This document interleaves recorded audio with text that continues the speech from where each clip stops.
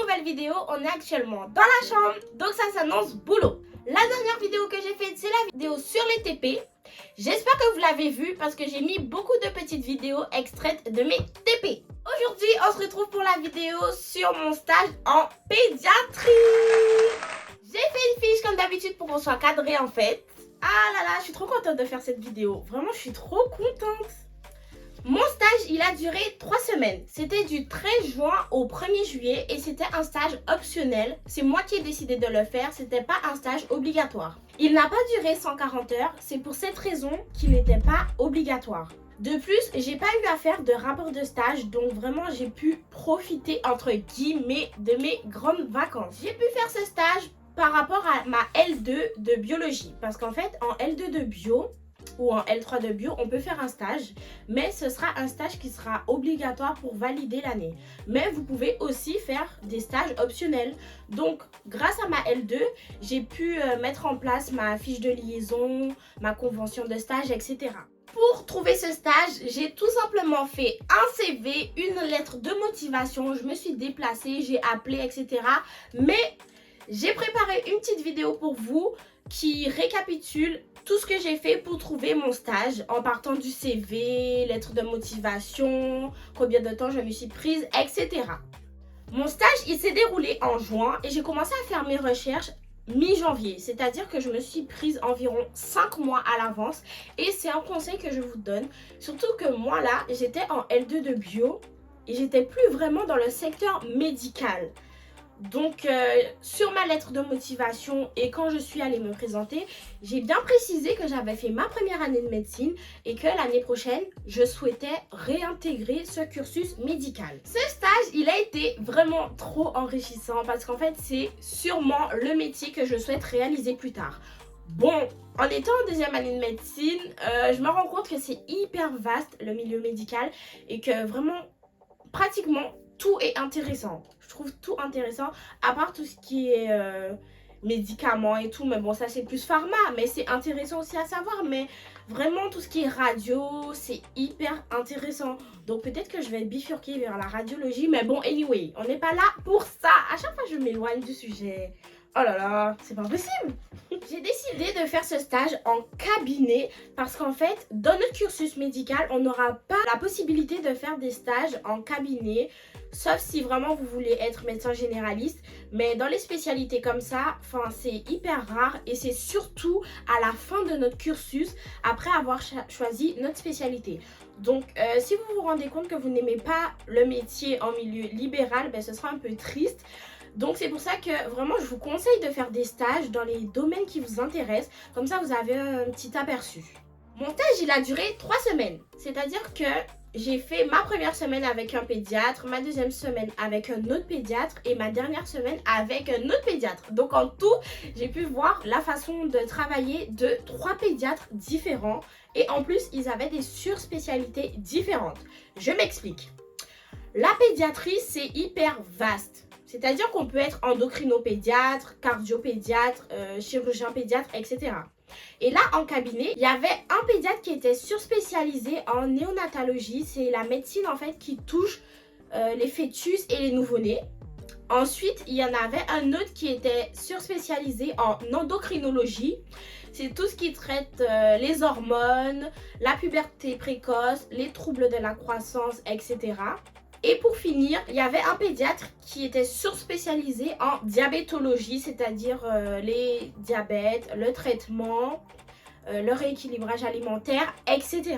Les horaires en cabinet étaient hyper variables, c'est-à-dire que la première semaine, j'ai fait 31 heures en tout. C'est-à-dire que je pouvais bosser de 9h à midi, puis de 14h à 18h. Et je sais que le mercredi, c'était juste de 9h à midi. Ensuite, pour la deuxième semaine, j'ai travaillé 26,5 heures. C'est-à-dire que de 8h30 à midi, je pouvais travailler. Ensuite, un autre jour, ça pouvait être de 8h30 à midi, puis de 14h à 18h. Ou sinon, c'était juste de 14h à 18h. Et ça, vraiment, c'était hyper pratique. C'était pas chronophage. Donc, je pouvais m'organiser. Et pour la dernière semaine, c'était 25 heures. C'est-à-dire de 9h à midi. Ou sinon, de 9h à midi, puis de 14h à 18h. Ou sinon, de 14h à 18h. Donc, en tout, globalement, Mon stage, il a duré 82,5 heures et c'est l'une des raisons pour laquelle j'ai pas fait mon stage en tant que stage obligatoire parce qu'il faisait pas 140 heures tout simplement. J'ai écrit dans mon petit carnet tout ce que j'ai réalisé, toutes les informations nouvelles que j'ai apprises lors de mon stage. D'ailleurs, je l'ai aussi utilisé pour mon stage en neurochirurgie à l'hôpital. Donc, je vous montre un peu à quoi il ressemble. Voilà. C'est mon petit carnet, j'ai tout raconté, j'ai écrit Be Strong, c'est-à-dire sois courageuse quoi, parce que c'est pas tout le temps facile. Donc voilà, en gros je vous explique un peu ce que j'ai noté dedans. Donc j'ai noté tout ce qui était cas et symptômes différents que j'ai pu croiser. J'ai aussi noté les acronymes comme RGO, c'est-à-dire reflux gastro-œsophagien. J'ai noté certains traitements qu'on proposait. Par exemple, pour le RGO, on allait mettre un lait qui était épaissi ou sinon on allait épaissir le lait et tout. Comme nouvelles informations, j'ai su que la vitamine K était prescrite en tant qu'anti-hémorragique si l'allaitement il était exclusif. Et là, en fait, comme je suis en deuxième année de médecine, je comprends pourquoi c'est un anti-hémorragique parce qu'en fait, il y a certains facteurs de la coagulation qui sont vitamine K dépendantes. Donc, si on retire la vitamine K, les facteurs de la coagulation ne pourront pas agir, il n'y aura pas de coagulation et il y aura donc des hémorragies. Donc, pour éviter les hémorragies, on prescrit de la vitamine K. En faisant le montage de la vidéo, je me suis rendu compte que vraiment toutes les informations qu'on apprenait étaient importantes. Et à partir d'une seule information, on peut comprendre les choses. Vous voyez, j'ai fait tout un processus mental pour arriver au fait que la vitamine K, du coup, c'est un anti-hémorragique. Ensuite, j'ai noté tout ce qui était vaccin et les noms que je connaissais pas, comme par exemple le Nesvac, qui est un vaccin anti-méningocoque C, ou le Bec 0, qui est un anti-méningocoque B. J'ai aussi noté par exemple les caractéristiques des selles des bébés. C'est pas très waouh comme information, mais je savais pas en fait que les bébés quand ils ont des selles vertes, c'est-à-dire que l'allaitement il était court et que les selles elles sont pas riches en matière grasse en fait, parce qu'en fait les lipides ils sont jaunes et quand les selles elles sont jaunes, c'est parce que l'allaitement il est plus long et il y a plus de gras dans les selles. Bref, anyway. Niveau responsabilité, j'en avais pas énormément. Mais à part écrire dans mon carnet, j'ai quand même pu faire d'autres choses. C'est-à-dire que j'ai noté le poids, la taille, l'IMC dans le carnet de santé.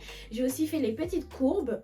J'ai pu peser des enfants, mesurer les enfants. J'ai aussi noté dans l'ordinateur tout ce qui était poids et taille. Comme ça, l'IMC se calculait tout seul. Même si la formule de l'IMC, elle n'est pas hyper complexe. C'est juste le poids en kilogrammes sur la taille au carré. C'est tout. J'ai aussi pu faire les petites courbes, c'était trop bien parce que je regardais un peu si l'enfant suivait bien sa courbe de croissance, sa courbe de poids, etc. C'était hyper bien. J'ai aussi appris à prendre la tension artérielle, c'était tellement bien.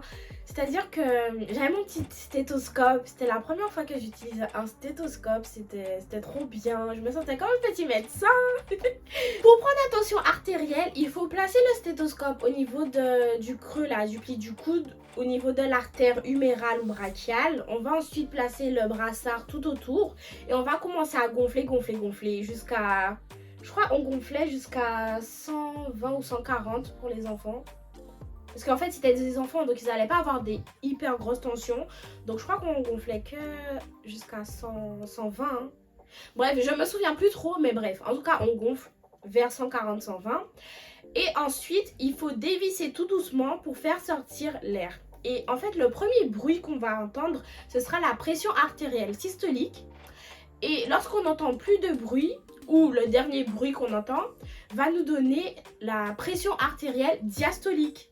Donc voilà, j'ai aussi pu observer des tympans dans l'oreille, des tympans normaux, des tympans où on savait qu'il y avait une otite parce que c'était rouge ou c'était un peu blanc. J'ai aussi pu observer des diabolos, c'est-à-dire que dans l'oreille, ils vont placer une sorte d'objet pour pouvoir créer un petit trou entre ce qu'il y a derrière le tympan et ce qu'il y a devant le tympan pour que les sécrétions puissent sortir. Et en fait, on place les diabolos chez des enfants qui ont des otites séromuqueuses à répétition. Donc voilà, en fait, les sécrétions qui sont derrière le tympan et qui font mal vont sortir toutes seules. Donc j'ai pu observer ça. J'ai pu aussi écouter avec le stéthoscope des sibilants. C'est-à-dire qu'à la respiration, on va écouter des sortes de sifflements. C'est parce qu'il y a eu une bronchoconstriction. Les voies aériennes elles vont se rétrécir. Et c'est comme quand on siffle. Pour siffler, on crée un petit trou là pour que l'air passe. Je pense que vous avez compris. Hein. Bref, en gros, le rétrécissement des voies aériennes va faire que ça siffle. J'ai pu aussi écouter des crépitants ou sous-crépitants. C'est lorsque ça fait comme ça et tout. C'est-à-dire qu'il y avait du liquide dans les alvéoles, etc. Niveau vaccin, j'ai pas pu injecter de vaccin parce que tout simplement je ne suis pas médecin, je ne suis pas habilitée pour. Mais j'ai quand même pu préparer les seringues. C'est-à-dire que je retirais l'air qu'il y avait et ensuite je mettais à côté pour que le médecin puisse l'injecter. Je préparais tout ce qui était coton, pansement, etc. Donc on m'a vraiment laissé faire des choses, donc j'étais hyper contente. Et voilà quoi. Ah, attendez, non. Pendant les vaccins, je chantais. C'était pas avec tous les pédiatres, mais en fait il y a un pédiatre qui mettait la patte patrouille pour divertir les enfants pendant les vaccins. Et moi en fait, j'ai réappris mes comptines. C'est-à-dire que j'étais là en mode ainsi font les petites marionnettes. Et c'était trop bien, je chantais et franchement, avec des enfants, ça passait comme une lettre à la poste. Ils allaient juste faire oui. Et après, rien, plus rien. Et les parents, ils étaient trop contents. Ils me remerciaient. Franchement, c'était trop mignon. C'était trop mignon. Donc, voilà, c'était mon stage. Si je peux vous conseiller quelque chose, c'est de faire des stages entre votre première année de médecine et votre deuxième année de médecine. Comme ça, vous allez voir un peu quel domaine vous intéresse. Et si vous allez vraiment aimer ce que vous allez faire plus tard.